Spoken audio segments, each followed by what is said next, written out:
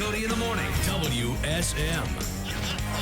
This is Coffee, Country, and Cody. Oh, pull up a chair and make yourself at home.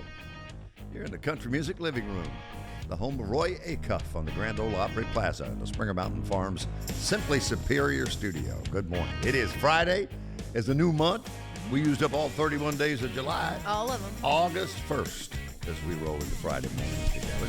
And folks are already jogging around the Opry Plaza and making their way across, just looking around, buying stuff at the Opry shop, getting their tickets for the shows this weekend, upcoming shows as well. That lady in pink, she's been out since I pulled in this morning. She's doing multiple laps. Good for her. Yeah, she's got pace. She's going after it. Yes, she does. Charlie Matos is here. Kelly Sutton's here. Annie Nye, our studio director. Jeff Roberts is in master control on the television side. Again, thanks for watching us. CircleCountry.com or link to your favorite streaming platform when you get there. What are you working on this morning? Okay, well, Tyler Childers did a pop-up at Dinosaur World in Kentucky, and there's video. So he's dressed like he's in Jurassic Park, and I love it. Open till 5, or the last car goes by at night. Till the last Cave car. City, Kentucky. Just wave to the dinosaur out front, folks. Should have told you the park was closed. So we've got video of that coming up in just a little bit. Garth and Trisha are going to be a part of Spinal Tap 2, 41 years after the original has dropped. Well, if anybody goes to 11, it's Garth. It's Garth. Shabuzi and Jelly Roll going down under together. Gosh, there's so much to talk about this morning. And the presidential fitness test. None of us would pass except for Annie. Man, now that and Jeff. Jeff might pass. Now that Jelly can go anywhere he wants, he's going everywhere. He's going everywhere. He's like, y'all let me loose? Okay, I'm going after it. Gene Watson's coming to see us. Sunny Sweeny, and they're also headed to the Friday Night Opry. From WSM Radio, this is Coffee, Country, and Cody. Please welcome to the Assembly Food Hall stage, the Simply Superior Acuff House Studio in the Grand Ole Opry Plaza. Grand Ole Opry great Gene Watson is here this morning. Boy, that was nice. Where'd you come up with that, Bill? Well, I saw you hand him a 20. I didn't know that was how that works. You just slide him a little something off. It gives you a really nice intro. That is fantastic. Yeah. Quote Earl Scruggs, I usually get $1 for that. It's one of those intros, though, you never get tired of hearing now, huh? Yeah, he sounds a whole lot better than Chad does. Boy, this is all new. It's a pleasure to be here. Yeah. Did you know Mr. Acuff? I did. Well at all? You know, I was lucky enough to have him bring me on stage one time. Okay. Oh, no kidding. Yeah, and I remember his words like they were yesterday. He said, well, here's an old boy. I said, he's pretty new in the business. Said, I ain't heard nothing bad about him, so he must be pretty good. and here I go. Would that have been at the Ryman, or was that here? That was at the Ryman, yeah. Oh, Yeah. wow. That's great. And how special that's also where you got your invite from Vince Gill, your surprise invite to become a member. Oh, that tops them all, you know. I had just finished doing 2 songs that's pretty breathy, you know what I mean? Takes a pretty good bit of air, but I made it through them. And then Vince come on with that. You know, Gene, my throat's really not in real good shape. And he said, tell you what, you think you could cover another song for me? He said, if you'll do Farewell Party, we'll invite you to be a member of the Opry. And all of my air went, I've laughed at that video so many times when we replayed it. They wasn't that's got to be the worst version of Farewell Party I ever tried to bring across. It never fails whenever they invite somebody and then you have to sing after. Nobody's prepared to sing after that. It just destroyed me. I thought, boy, look at this moment, you know, and I'm still shaking and just trying to sing this song. And you got to be hitting on all 8 to sing it when you're in good shape, you know. So would it have been the mid-'70s when you first played the Opry? Well, it was way on back. The Wilburn brothers brought me on the first time I was ever on it. Teddy and Doyle. Yeah. They heard me sing in the Houston area. They were there playing a show, and they were out on the bus, and I was then actually doing a front job for a band that was playing there. And same place Frenchie Burke was down there and everything. Oh, yeah, my old San Antonio. Well, I don't know if somebody went and got them off the bus. Said, come here, you need to hear this boy sing. And I didn't know it at that time, but they came and just stepped in the back door and listened a little bit. And when I got through, they asked me would I like to come to Nashville and do a little singing, maybe do some demos and all that. So, well, naturally I did, you know. And I did about 6 or 8 demos for them, for their publishing company. And they took me on to North Carolina. They were going to be doing a date over there, and they took me with them. And I sung a couple of songs on their show. And then we came back to Nashville, and they invited me to be their guest on the Opry at the Ryman. And you know, that night just almost never ended because I sang there, of course, and got standing ovation. Now, that's something that's real close to equaling asking to be on the Grand Ole Opry. Sure, you know? it is. And that was great. And then afterwards, they asked me to go Midnight Jamboree down to Ernest Tubbs' record shop. And I went down there, and lo and behold, E.T. called me up to sing, you know. Oh, no kidding. That little shotgun record shop, you know. And it was say the least, I didn't sleep for a couple, 3 nights afterwards. I couldn't. I don't think people know just how instrumental Teddy and Doyle Wilburn were on the business side of things in this town. Loretta. Yep, they were. I'll Comes tell to you, mind. they knew the business. Mm-hmm. You know, they knew each other too. They didn't get along. You know, they don't ever go out and eat with them. They took me out to eat, and it's the funniest thing. I loved them both too. Yeah. But it was a buffet. It used to be the steakhouse downtown and the Peddler. And they took me down there. And of course, a lot of celebrities down there that I had never met, but they were in there. And we all went through there and we built a salad, you know. Well, Doyle came back and sat down and had 5 of them real big green onions, you know. Teddy elbowed me and he said, "Y'all try singing with him." Well, they were so much a soundtrack of my early life. My father, we'd moved to Kentucky. He was pastoring a church. And I guess it was out of the Louisville market, we were getting television, Louisville or Lexington. And they were a part of that afternoon, like it was Porter and it was the Wilburn brothers and Bill Anderson and Stu Phillips. Yeah. And all that stuff back to back. And then later Hee Haw came along, and then that was a nightcap right there after you watched all those shows. But that's where I first got to know them. And they'd kick it off with, "Uh-oh, Trouble's back in town." That was their theme, you know. And one thing I noticed about them that always stuck with me too, when they record, they double their voices. Because I cut a lot of demos for them, like I say, on that one trip. All this happened on one trip. And we went out to Bradley's barn, and I laid down like 8 or 10 tracks for them. And these are songs that I had never heard before until I got here. And of course, Teddy was the one doing the production on them. Mm-hmm. And he was just really trying me out. And I guess I sung higher on those sessions than I ever did before. But it was, you know, Doyle could talk to you, and he was so structured. You would think he was a minister, you know. He wasn't. Well, that's why it's show business, Gene, right? so few of us are. So we obviously talked about, you know, being a member of the Opry, and it's so great to see you so often now on the Opry stage. But that is, you know, at best 3 songs, maybe 4. If we got a little time to fill, you can get to do 4 songs. How cool that in a couple of months we're going to see Gene Watson do a whole show in Middle Tennessee, because you still do a ton of dates on the road, but not that many in Nashville. Yeah, and well, that's good because there's so many pros around here, you know, and so many people that I really admire, and so, you know, when I'm around and see somebody I really like, I like to listen more so than sing. Yeah. But, well, you're going to be at Harkin Hall, and I've heard that's just a beautiful place. Right. Yeah. That's what I've heard. I've never been there. Yeah. And that's an October 25th date, by the way, for Harkin Hall. Gene Watson, that's a Saturday. Tonight, he's at the Grand Ole Opry. Tomorrow, you're in Harriman, Tennessee, headed up I-40 to Harriman, the Princess Theater, and other dates through mid-August as we just get into August this morning, the first day of the month. Liberty Hall, Tyler, Texas, going to Waco at the Hippodrome Theater, and to Pearland, Texas, Knights of Columbus. He'll be there. And those are the next couple of weeks for Gene Watson. We had a request from our audience this morning that we would play If I Had Any Pride Left at All. So give us the backstory on this. We have a live audience this morning. I'm glad you brought them with you. They were like, this is what we want to hear. You know, that's one of my favorite songs on the album. I wasn't sure it would be, but because I heard the song, of course, by John Barry, and I loved the song, loved what it said, it was so unique, and And I thought, that's not my song, you know, and I tried to forget about it for several years. And then I kept thinking about it, and then one night, late at night, I'm in a hotel room, and I'm zooming through my YouTubes on my phone, and I come across Etta James. And I said, oh, so that's how that's supposed to go.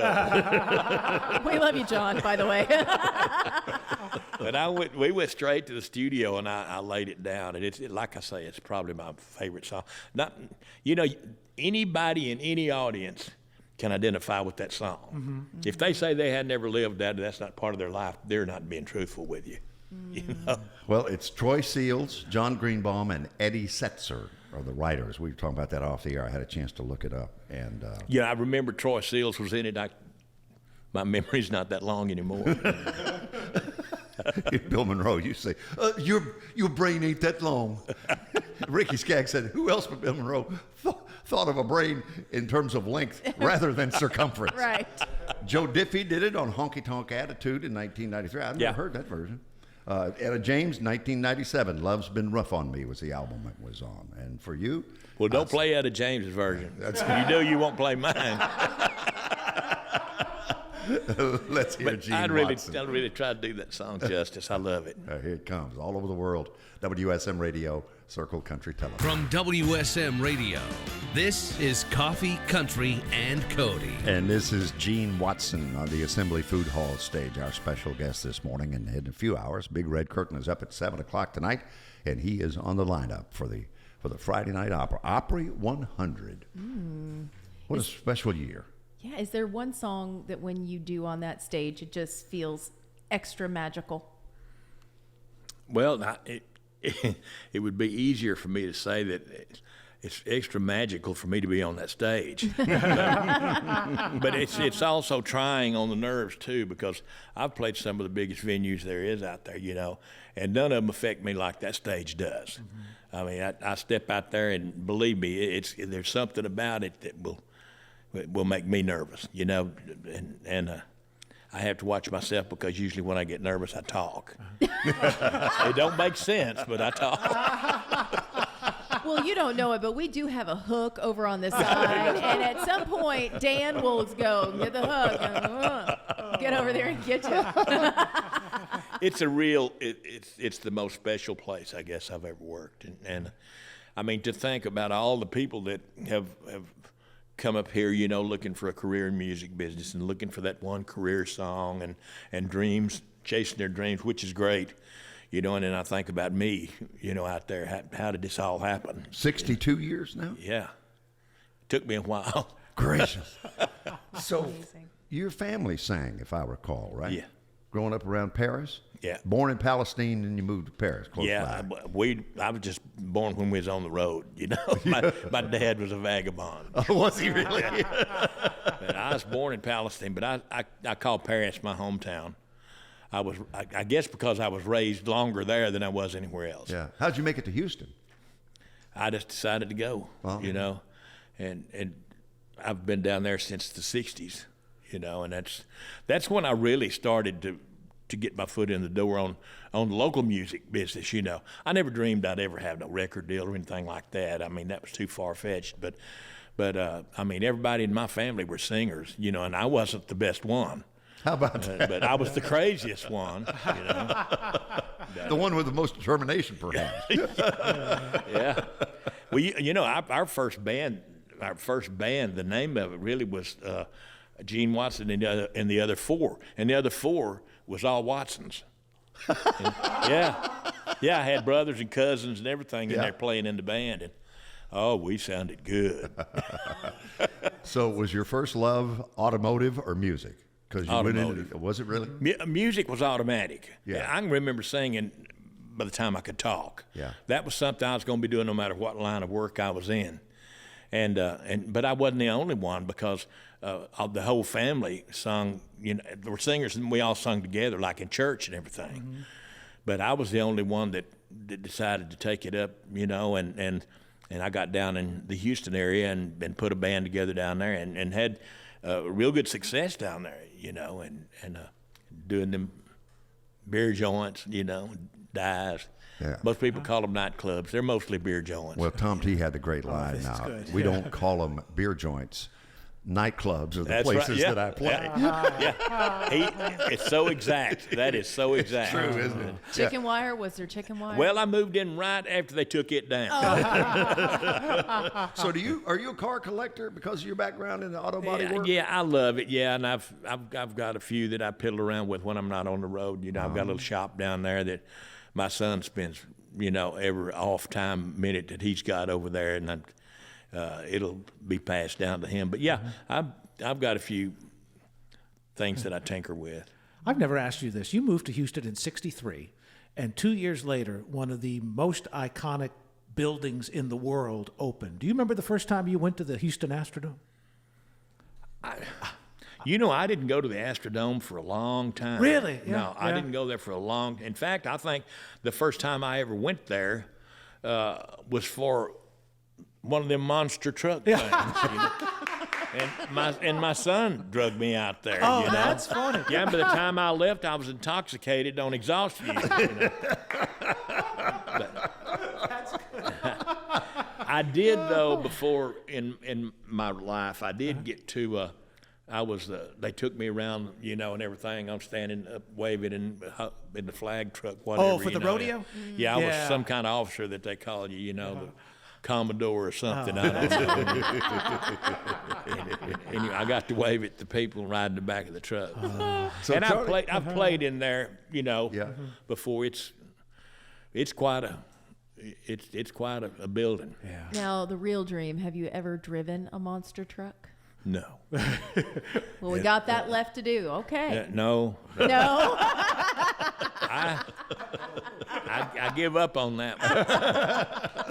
So, Charlie, you said you had a backstory on 14 Karat Mind as Well, we close? Gene tells it on stage, and it's this is obviously one of his monster hits, and there's a bunch we could have played, but I love the story on the path to #1 for 14 Karat Mind. Would you mind telling it? Well, yeah. Charlie, I always had the freedom to pick and choose the songs I record. Ever since I started, I've been granted that freedom, and I'm thankful for it. And I'd been working on this album. The year was 1981, and I thought I had a pretty good album recorded. I was up here recording it, and the more I listened at it, the more I thought, man, it just needs something else. Well, all the album can use to make it better is a better song. So I started looking. And I mean, I had writers writing songs and sending them to me, and people, you'd be surprised, fans sending you conversations and poems and all that, And I was just about to pull my hair out, and we left after work in one of those places that one night, and all the guys was to bed and just me and the driver, and I was looking, and I had a box about, I guess, 2 feet square and about 3 foot deep, and in cassettes. And I started listening. After they went to bed, I listened. It was almost the crack of dawn, and I'd made it through that box. And I was terribly give out. And this hurt more trash, And I looked down the bottom, started to go to sleep, and there's one tape in there, and it was 7.5 inch reel to reel. And I said, I ain't going to thread that machine up, And I looked, and it was postmarked from Dallas Frazier. Well, that changed my mind. I mean, if Dallas Frazier sends you something, you listen. Yes, you do. Well, I dug out the old recorder and finally remembered how to thread it up and blew the cobwebs off of it and turned it on, and boom. First 8 bars, I knew I'd found my song. And so I recorded it, and the rest of it's history. Well, okay, we released it, and this thing, just like I knew it would. I knew that was a hit song. And I mean, it hit the charts, and it was going up the charts like somebody set the house on fire. I mean, it was smoking all the way up to #2 in the entire nation. And then, just stopped. Well, the Christmas holidays came along, and they always froze the charts and let the Christmas music in, and I wasn't nice to be around, or I didn't want to get along with. I didn't want to see nobody. And I hated everybody, especially Santa Claus, But when they opened the charts back up, well, I had the #1 song.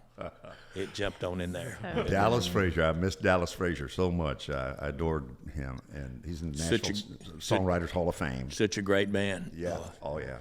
Had a style all his own. I admired him so much. he's the first time I ever heard Elvira, you know. And Oh, yeah. He was very bluesy. Oh, yeah, man. Yeah, when he could, sit out that piano, man. the old saying goes, he could sell me a bad song, you know. Well, he got you a great one on this. Gene, thanks for coming. Opry tonight for Thank Gene you, Bill. Watson. And October, Harkin Hall. Yes, Yes. October the 25th. Yep. And that is a Saturday night show at Harkin Hall. That'll be in addition And you'll to hear the rest of the story. Oh, that's so good.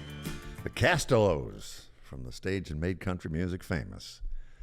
And you just shared the best backstory on yeah. them, just about the Georgia girls. Yep. And they're triplets, but the group is made up of two of the triplets and And the younger sister. a younger. Now, could you imagine this? You have triplet girls, and then 18 months later, you have another girl. So there are 4. And I don't know if there are any other kids. I need to look that part up. But yeah, so 2 of them are 2 of the triplets, and then the third member of the band is the younger sister. And you just heard them on the stage that made country music famous, the Grand Ole Opry, Opry 100. Let's take a road trip, Charlie Mattis. What do you say, man? We got 16 different trails that cover the entire state of Tennessee, from east to west and north to south. Now, if you've never been to Tennessee, it's a little longer east to west than it is north to south. It's a whole lot longer. Yeah, it really is. But I tell you what, you can. It's a 121 Yes. miles from north to south on Yeah. 65. Slightly that I know, more than that, I know that from, east to west. from having traveled it so much through the year. Yeah, but if you go to tntrailsandbyways.com, I tell you what, you can find. No matter what kind of vacation you want to do, you can find it. You want to eat the best food ever, you can eat from Memphis to Johnson City and have hundreds of options along the way. What about the worst food ever? Do they have a list of that where I can go? Well, I might help you on that. You've had some experience, This I guess. is the worst food. And a vacation guide. Have you gotten your hard copy yet? I did not. I forgot to check the mail yesterday. It's probably sitting there waiting for me. All But right. yeah, if you go to the website, you can fill it out. It's also available at all the Tennessee rest stops, and you can download the digital version of it too on the website. Yeah, and there's also something called the Tennessee Playcation, and it is a kid's guide equivalent Yep. to the travel guide that we're talking about. The ultimate guide for the ultimate family vacation. Get your free Tennessee Playcation Kids Guide below, and you just click on that and go. All right? Get off the beaten path. Take the scenic route. This weekend is as good as any. You got a new month starting today, August 1st. tntrailsandbyways.com. All right. Let's go to Dinosaur World. I don't know if it's on any of the TN trails. I got to do pick of the week. Oh, you are going to do pick and then of the we'll week? get all your I want to entertainment. go to Dinosaur World. Okay, we'll go. Okay. The T-Rex is waiting for it. You had a great story about the Willis Tower. It used to be the Sears Tower. Yeah. And it has a sky deck, open sky deck where you look down. And Luke Combs, who is my pick of the week this week, would not go out there. The band did, but he was like, was it a grizzly bear? I'd rather wrestle a grizzly bear than do that. Yes, that's exactly what he said. Yeah, well, he was in a whole lot better mood when he got Dale Earnhardt Jr. and Richard Petty to star in the video for this. A co-star, I will add. A thing called Back in the Saddle is my pick of the week, and it's the latest from Grand Ole Opry star Luke Combs. More coffee, country, and Cody is on WSM. On the Assembly Food Hall stage, don't be nervous. Don't be cocky. She's your teenage guest disc jockey, Sunny Sweeny. Perfect. I like it.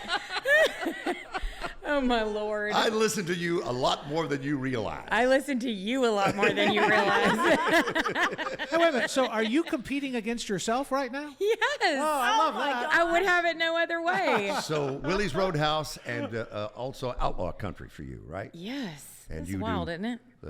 the sunny side of life, the sunny side up.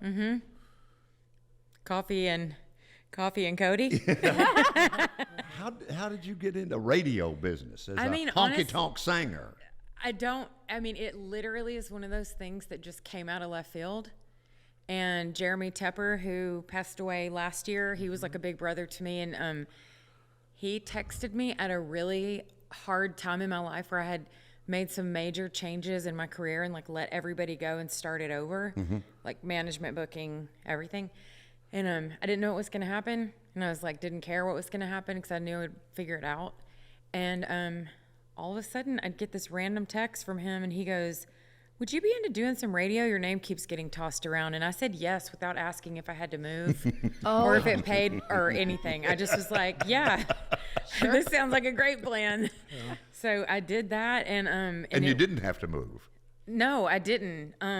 I do it from my hotel room. I mean, I do it's just like a little MacBook, you know. So And do you do it day of or do it live or? it's Pre-recorded. Yeah. But so, you do it the same day that it airs? Okay. Yeah. All right. And then Because I know one night recently I was listening to you. I was coming in to host the Opry, and you were on your bus. Yeah, at least that's the way I understood it, in the parking lot, or wherever you were. And you said, well, as you finished up, you said, well, I'm going to walk into the Grand Ole Opry here. yeah, it was last week when I played the Opry. Sometimes I have to do them like right up to, like that.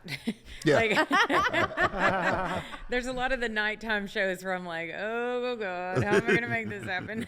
How much code switching do you have to do? Because it's different to have an audience in front of you and you're talking to them and doing a little banter in between the songs whenever you're performing, and then when you're doing radio breaks, completely different. Like, yeah, just the vibe and how concise you have to be and how you have to get in and get out. So, well, I mean, y'all know this as well as I know this too, but like sometimes you forget people are listening to you. yeah. So, and also on Outlaw Country particularly, I have no filter. Like on Willie's, I have much more of a filter, but on Outlaw, sometimes I'll be like doing the show, and whoever's sitting in the room with me will sometimes be like, oh my God, no, you did not just say that. And I'm like, oh, I sure did, I guess. Here it goes. Out into the universe. I told Elizabeth Cook one day how much I enjoyed her. And she said, can you believe what they let me get away with? She and I have talked about this a ton, where I'm like, she's been doing this for so long. Yeah. And I love her music as well. And so like, it's crazy because she's like such like a touchstone for me for every aspect of what I do now. And Dallas Wayne as well, because, the music business and radio. And anyway, so I was talking to Liz one day and I was like, who honestly decided to let me talk into a microphone without a supervisor? Like, I don't have anyone listening to me before I just have this microphone out into the world, and I don't have a parent sitting there or like a chaperone or anything. But like, you do have a Yorkie that is. Well, he would let me get away with anything. Because I hear you talk about it. I'm doing the show. My Yorkie is in my lap. I am in love. He is the best thing that's ever happened to me. Road dog?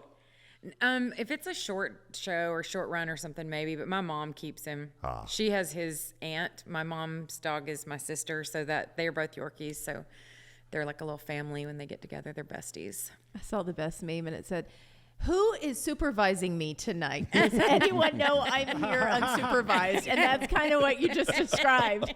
Yeah. If you stop and think about it. Yeah. But that's the best part, because people really relate to that. And I'm sure that that's the feedback that you get too, is that people just feel like they know you. Well, and that's how I feel about y'all too. Mm-hmm. So, I mean, it's weird because I've known you for so long. Yeah. You less time, but I feel like I knew you almost immediately. Right. Do you know what I mean? Yeah, yeah. Same. So you just kind of have like a little, whatever it's called. It's too early for me to make words one up. One of the things that I connect with you on a lot is when you talk about your parents and going to dance halls, listening to music as a kid, and why you love this particular song or artist so much.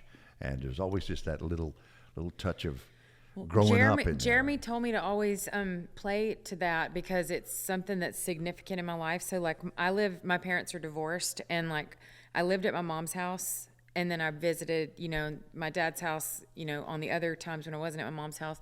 But my mom and my stepdad are very big bluegrass and country fans. And my dad and my stepmom are like more rock fans, like Tom Petty and Neil Young and Stevie Nicks and stuff like that. So I feel like I got kind of the best of both worlds as far as like influences go. Mm-hmm. And then like my stepdad's really into like the songwriters too. So he was into like Guy Clark and Townes Van Zandt and Steve Earle, and I knew all those songs before I ever even picked up a guitar. So how about that? Yeah. So and when did you pick up a guitar? How old? Not till I was in college. No kidding. Really? Mm-hmm. Because they tried to my stepdad would sit around with his friends and like my uncle, and they would play guitar, and I always thought it was like an old person thing. And they would be singing. I would be so embarrassed if my friends are over there. I'm like, oh my God, I cannot believe they're like so old and they're playing guitar. And they were like 35. Sure. So I'm like, I thought they were like 1 foot in the grave at that point. And I remember thinking like, God, this is so embarrassing. I cannot believe this. I'm to my friends, I'm so sorry. God, I don't know what they're thinking. And then when I got older and got into college and realized like, oh, I could probably do this, I went back to him, to my stepdad, with my tail between my legs and was like, remember that line, like when I was 12? And you remember you offered to teach me guitar? Would you mind teaching me guitar? And he's like, I'm sorry, what did you say? Could you repeat yourself? So, Where'd you go to school? Southwest Texas? Southwest. I started at UT in Austin and moved away to New York for 2 years because I hated school. And then my parents called me and were like, hey, if you come back, we'll pay for it, but this is your last opportunity, so you need to either do it or you're on your own. And I was like, see you in 2 months. So Sunny Sweeny, President Johnson, and George Strait, all from Southwest Texas State, which we now owe as Texas State. And Randy Rogers too. He was he was in my class. We graduated together. Oh, how about fun. that? Was he? I'm sure he was playing and gigging the whole time. Oh, he went by Randall at the time. Okay. Randall Rogers. And I mean, I'll tell this story on like interviews, and we have like this funny thing that we've always done because he tells a story that I hate and I tell a story that he hates in interviews. But he had a turtleneck on and remember braided belts. So, oh yeah. And so he slid in next to me and my girlfriends in the big auditorium class one day, and he's like, I'm Randall, I've got a gig tonight. Do y'all want to come? And we're like, no, of course not. How lame. Then we went. Of course, you're like, what time? Yeah, he became one of my like closest friends in college.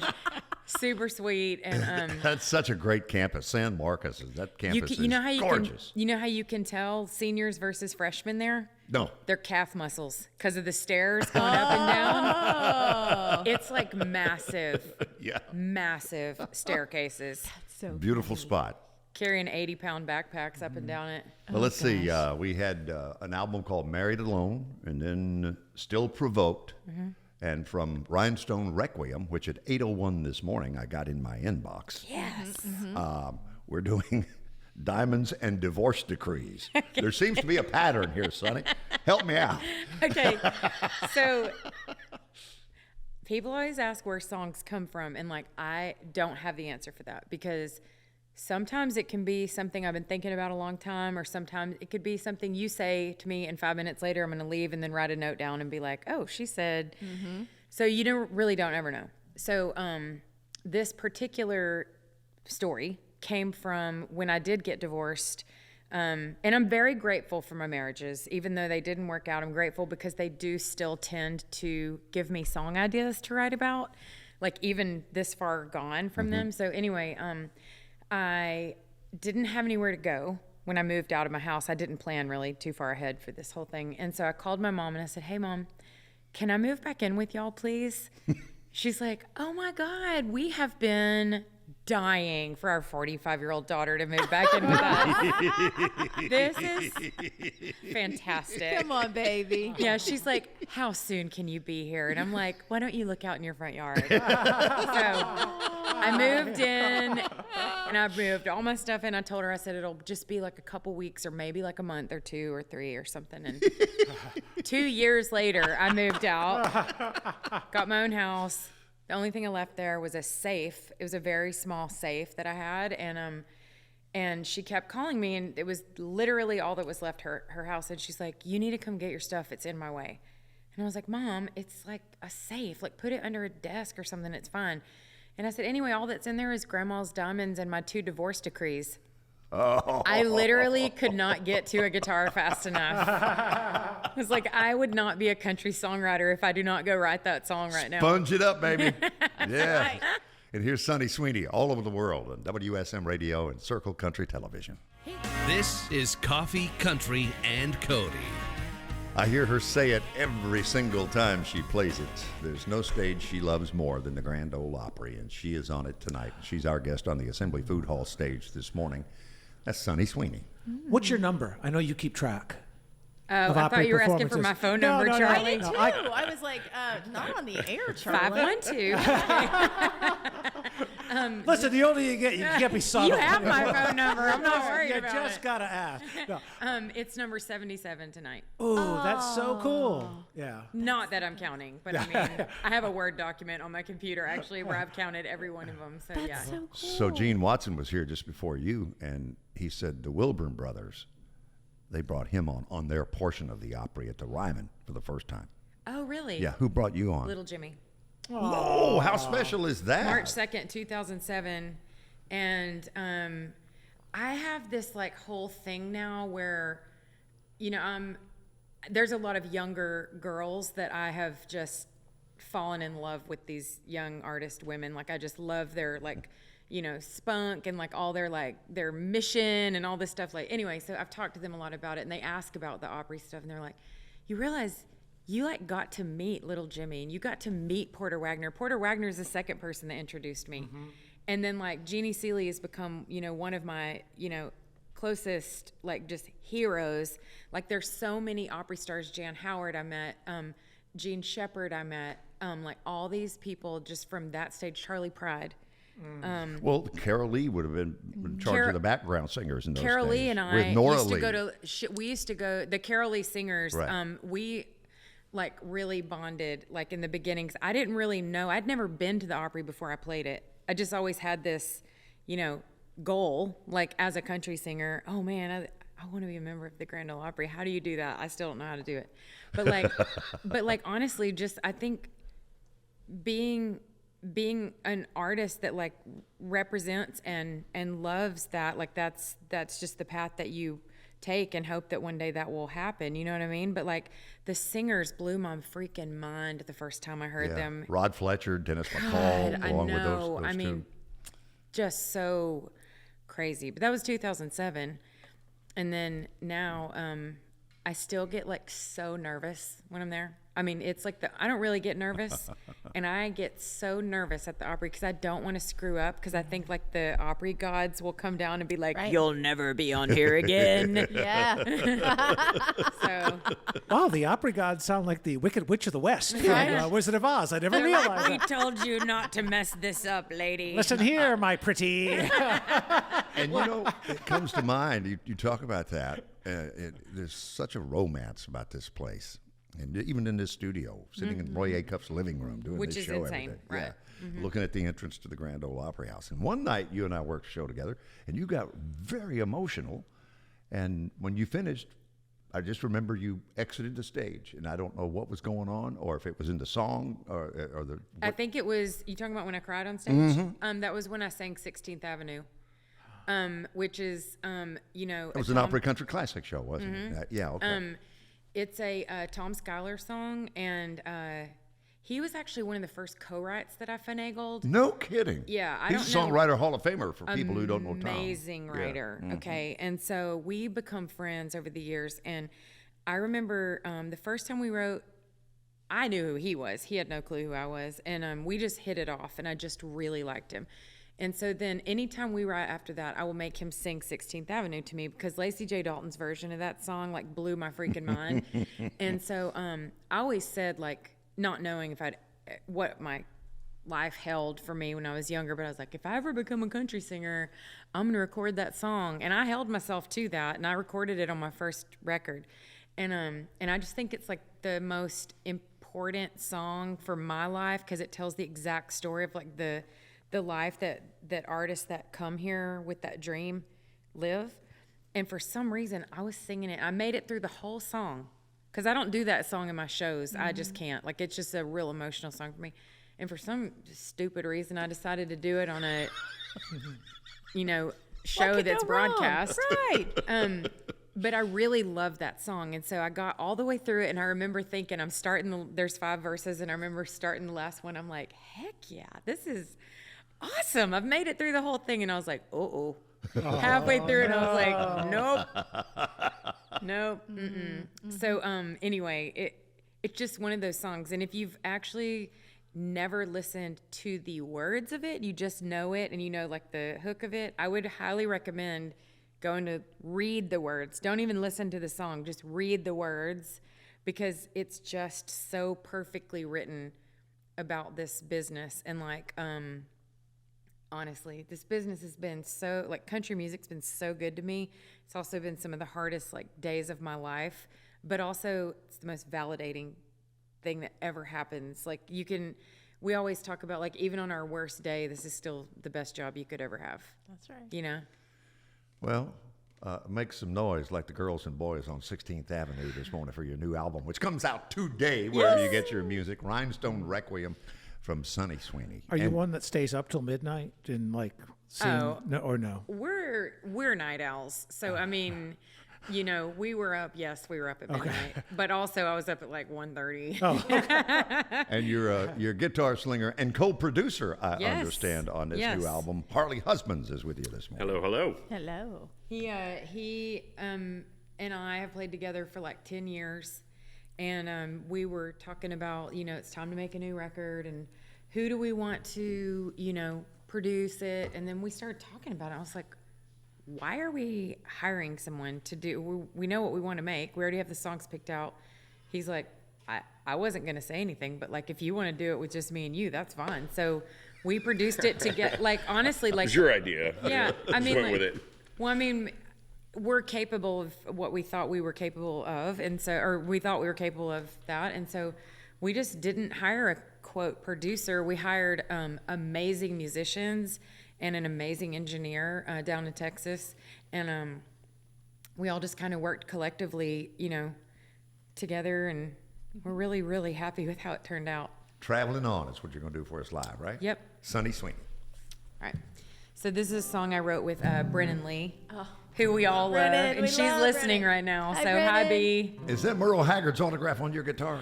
This is Merle Haggard, and that's funny that you asked that, because Brennan and I have been friends for 20 years, and we used to play gigs together on Tuesdays in Austin, and there was this drunk guy that would come to our show all the time, and he would just be spouting stuff off from the back. He's like, "Hey, who's that on your guitar?" And he's like just drunk and like didn't really know what he was saying. And Brennan finally one night goes, "It's Mitch Hargrove." That's who signed her guitar. And he literally from the back goes, "I love him." So now it's Mitch Hargrove actually who signed it. Perfect. Yeah. Perfect. So anyway, but Brennan and I wrote this, and the great thing about writing with one of your best friends is that you do not have to admit where the song idea came from. So she says it's about a person I knew, and I say it's about a person she knew. It's just it's about a person that we used to know. So here you go. It's called Traveling On. That is on Rhinestone Requiem, the new album from Sunny Sweeny, which is available wherever you get your music today. She's at the Grand Ole Opry tonight. The Princess of the Piney Woods, Longview, Texas. I love that. And if you inhale, you can smell the pine in her clothes. Oh my gosh. Just a little bit. Yeah. If you do not call me that from now on, I am not your friend anymore. That is the best. The Princess of the Piney Woods. Oh my Lord. Next album, there's your title. Princess of the Piney And Woods. if you've never been to East Texas, when you go, you'll get it. The house that I bought in Nashville is lined, the whole driveway is lined with pine trees, and that was honestly what sold me on it. I was like, this is too wild. How about that? Yeah. That's great. Thank you, sweetheart. Thank you. We were just Good to see reminiscing. ya. 20 years probably we've known each other now. I was 6 when I met you, Bill. This is Coffee, Country, and Cody on WSM Radio and Circle Country Television. From WSM Radio, this is Coffee, Country, and Cody. Well, what a lucky bunch we are. Charlie Matos, Kelly Sutton, Billy Boy Cody, Jeff Robertson, Master Control, Annie Nye, our studio director. You get to spend the last couple of hours with Gene Watson and then Sunny Sweeny, whose new been a album, good morning. Rhinestone Requiem, Absolutely. is out today. Been a good morning. There's a story I have to share with y'all. We all know Jelly Roll is free to move about the world now, so you had some had some issues back in the day. Some of that jail time was catching up with him, and so he couldn't go out of the country. But all that has been forgiven, Kelly, and now he's roaming. We don't call it jail time. We call it incarceration. That's right. That's All right. Had a little bit of that. Since been expunged. So he has gone to Canada. He has a tour that's coming up. He's going to be with Post Malone in the UK, and just announced he's heading to Australia, honey. That passport is getting a workout. He's going to be there with Shabuzi. They are both about to embark on their first performances down under. They are going to be there for the Strumming Bird Festival this fall. It starts October 25th. It's going to be on the Sunshine Coast, moves to Newcastle on November 1st, and then wraps up November 2nd in Perth, Australia. Here's what I want to know. Good times. You said Australia. Yeah. Has he ever played Dinosaur World like Tyler Childers? I mean, you have that story. I don't know, but I think Cave City, Kentucky. he really should. If he hasn't had the chance to stop by, you can't miss it. If you're going up the interstate, you see the big T-Rex. Hey, Charlie's got a season pass, I think. Oh, Yeah, we went at least twice. Went up there. Jackson loved Dinosaur World. Yeah, it was a lot of fun. Dinosaur And we learned earlier that Guntown Mountain is a just part of across it. the road on Huckleberry Knob is back open as of a couple of years ago. Okay. Well, our friend Tyler Childers was there. He has a new album out. It is called Snipe Hunter. It's produced by Rick Rubin. Some people are calling it the best thing ever. Some people are calling it the worst. He dressed up. This is the best part, though. He dressed up like Dr. Alan Gant, the paleontologist character played by Sam Neill in the Jurassic Park series. Take a look at the video. Dinosaur world! Let me hear your favorite dinosaur sound right now. The crowd goes, "Rah." If he didn't I play love Hank it. Williams Jr.'s Dinosaur at some point in that set, I Well- will be disappointed. I don't think he did, but he did play his song Bitin' List, which is all about the people that you would bite if you had rabies. I can't make that up. That is true. So check out Tyler Childers' new stuff and stop by Dinosaur World on your way out. Charles Kelly is doing a solo project. I don't know if you guys knew about this. It's so very good. And now you have a chance to hear him sing live. He said it's time to bring this record to life. So excited to see y'all. He's going to be at the Exit Inn on August 27th. Pre-sales are underway now. Tickets are on sale to the public in about 5 minutes. So if you do want to go, again, that's going to be August 27th at Exit Inn. And this vibe of this whole album is like so 80s and kind of yacht rocky. And I just love his voice. Don't worry, he's still with Lady A. They're still doing shows, all of that. But he just wanted to do his own little solo side project. Second time that he's released his own solo album. And one more for you. Garth and Trisha are a part of a soundtrack I never thought I would get to say. Spinal Tap 2. 41 years after the first Spinal Tap mockumentary, the 2 is now coming. So the sequel, they have a song together called Big Bottom, which will be on the soundtrack. Also on the soundtrack, Elton John and Paul McCartney. So it's going to be strong. Please tell me there's a song called 11 on there. I hope so. I don't know. Because, it's like 10, only one more. Only one more.